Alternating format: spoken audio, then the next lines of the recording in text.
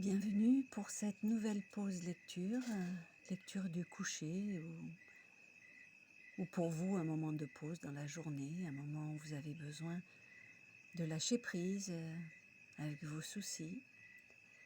Je vous invite à vous installer confortablement sur votre lit, sur un canapé. Pensez à vous couvrir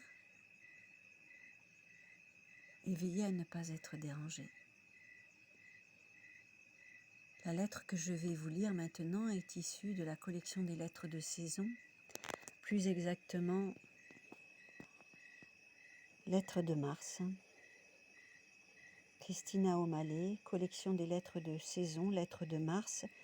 Et je vous laisserai, selon mon habitude, maintenant le lien au bas de cette vidéo.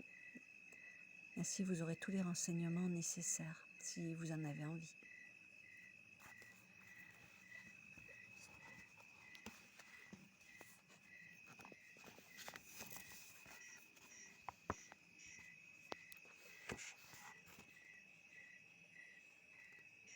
Fermez les yeux, essayez de vous relâcher,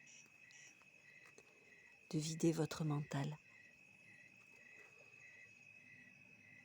Sur la Méditerranée, quelque part entre Alger et Marseille, le 19 mars 1962. Lettre du souvenir.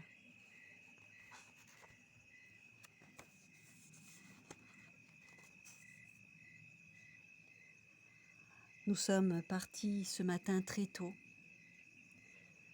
du port d'Alger.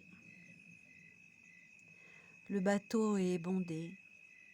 Je me suis assise entre deux de nos valises emballées à la hâte pour écrire cette lettre. Je suis d'un naturel optimiste. J'ai bien l'intention de relire ces mots dans quelques années, lorsque les plaies seront cicatrisées.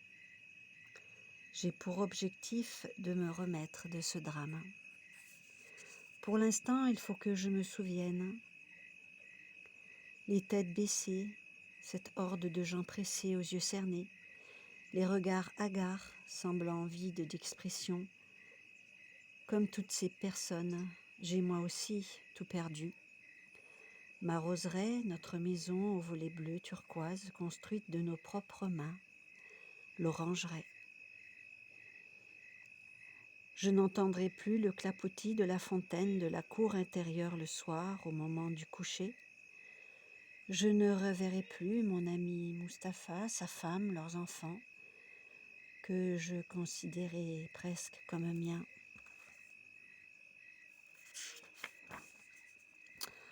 Puisque Dieu n'a pas voulu que mon ventre soit fertile, tout cela est fini, c'est terminé.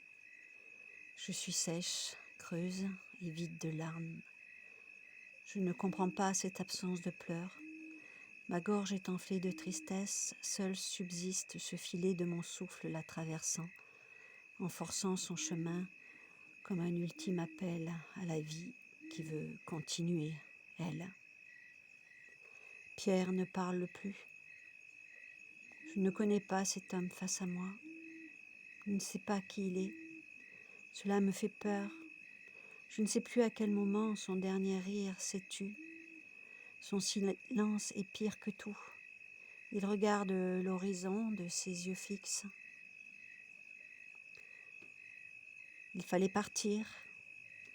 Nous avions espéré rester quand même, malgré ces événements de terreur. Quelle utopie! Ils nous ont laissé à peine le temps de remplir 3 malheureuses valises à la va-vite, tout en nous bousculant. Je me fais déjà le reproche de ne pas avoir pris des photos de notre chez nous. Maintenant, c'est trop tard. Nous ne connaissons personne à Marseille. C'est le grand mystère. Qui va s'occuper de nous? Qui va nous orienter et où? Je suis née là-bas, sur ce sol d'Afrique. C'était chez moi. Je me sens amère, en colère, impuissante, comme une vulgaire feuille tentant de lutter contre le sirocco. Nos amis sont partis avant nous. Les retrouverons-nous? Cela ferait probablement du bien à mon père Pierre. Je me demande si nous pouvons vraiment reconstruire notre vie à plus de 40 ans. En aurons-nous au moins la force? Je suis finalement heureuse de la disparition prématurée de mes chers parents, au moins. Ils n'auront jamais su. Je découvre la côte au loin, elle se rapproche tout doucement. Notre asile maintenant. Une vague humaine s'est précipitée sur le pont en un seul mouvement de tête collectif. Toutes sont tournées vers ce ruban de notre nouvelle terre, vers notre autre vie qui commence. Inch'Allah, que Dieu nous vienne en aide pour la suite. Suzanne, NB, fort heureusement, nous sommes ensemble et en vie. Voilà pour cette lettre issue de la collection des lettres de Césion, Lettres de Mars, éditée chez Bouclis de Christina O'Malley. Merci de m'avoir lu et écouté.